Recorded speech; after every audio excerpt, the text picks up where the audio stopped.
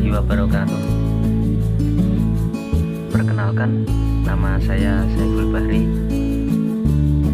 NIM 201180432.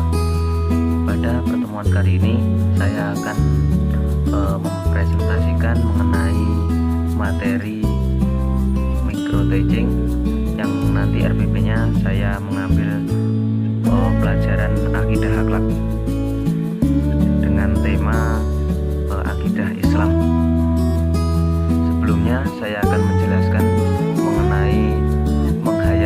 mengenai tema dari subbab penjelasan yang saya jelaskan. Yang pertama, kompetensi dasarnya, yaitu satu, menghayati pengertian akidah Islam. Kemudian yang kedua, menampilkan perilaku orang yang memahami akidah Islam dalam kehidupan sehari-hari. Tiga, memahami dalil, dasar, dan tujuan akidah Islam. Dan yang keempat, menyajikan fakta dan fenomena kebenaran akidah Islam. Kemudian indikatornya, yang pertama, satu, menjelaskan pengertian akidah Islam. Dua, mengidentifikasi dalil tentang akidah Islam. Tiga, menjelaskan dasar dan tujuan akidah Islam. Dan yang terakhir, menjelaskan hubungan iman, Islam, dan ihsan. Yang pertama, yaitu pengertian dari akidah Islam. Apa sih arti dari akidah Islam? Akidah Islam itu menurut bahasa berarti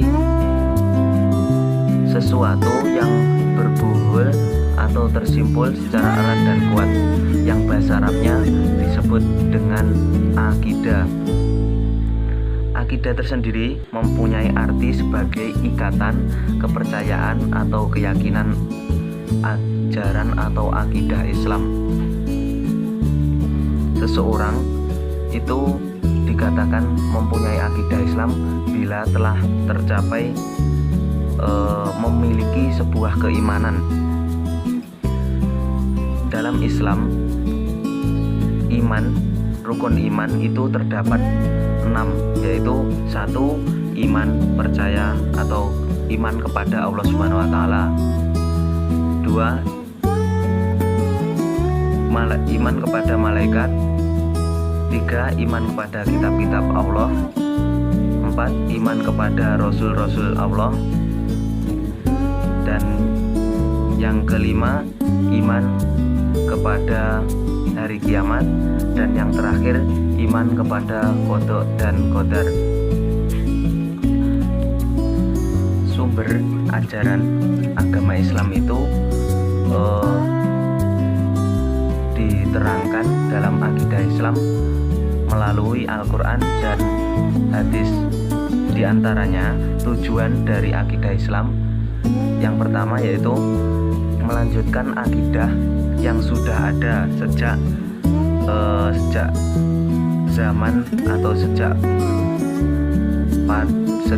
zaman Nabi Adam alaihissalam dan diteruskan hingga Nabi Muhammad SAW, yakni dengan mempercayai atau iman kepada Allah, malaikat, dan lain-lainnya, seperti yang dijelaskan dalam rukun iman tersebut.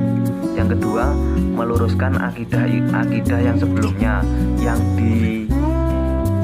diselewengkan oleh para penganutnya.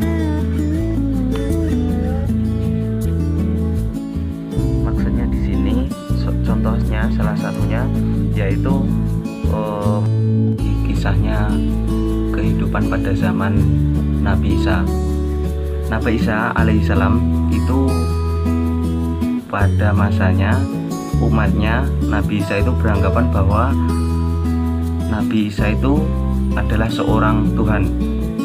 Akan tetapi agama Islam menganggap bahwa Nabi Isa itu adalah seorang Rasul.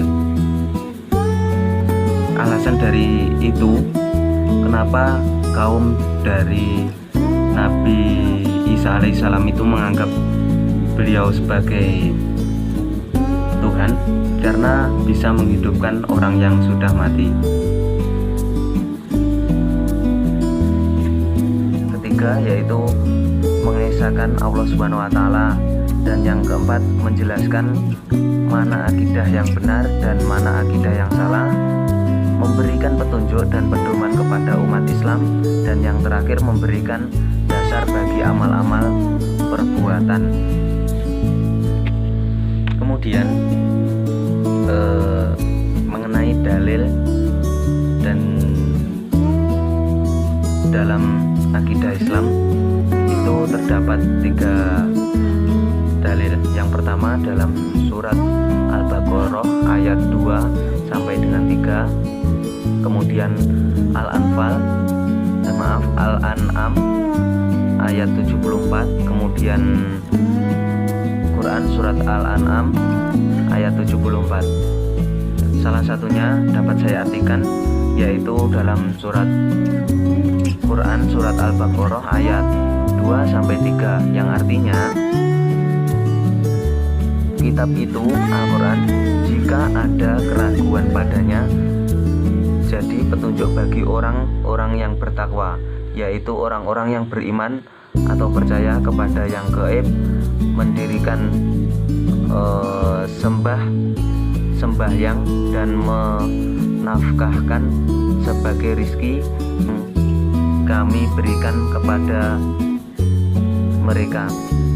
Quran surat Al-Baqarah ayat 2 sampai 3. Penjelasan selanjutnya yaitu mengenai hubungan iman, Islam dan ihsan. Jadi 3 kata tersebut itu tidak bisa dipisahkan. Arti dari secara singkatnya dapat dikatakan bahwa iman itu berkaitan dengan akidah Islam dan berkaitan dengan syariah, dan ihsan itu berkaitan dengan akhlak. Jadi ketiga kata tersebut, iman, Islam, dan ihsan itu diartikan sebagai sebuah bangunan. Jadi sebuah bangunan itu tanpa adanya fondasi, maka bangunan tersebut tidak akan berdiri dengan tegak atau tidak akan berdiri dengan kokoh. Mungkin itu presentasi dari saya. Apabila ada kesalahan atau kekurangan, saya selaku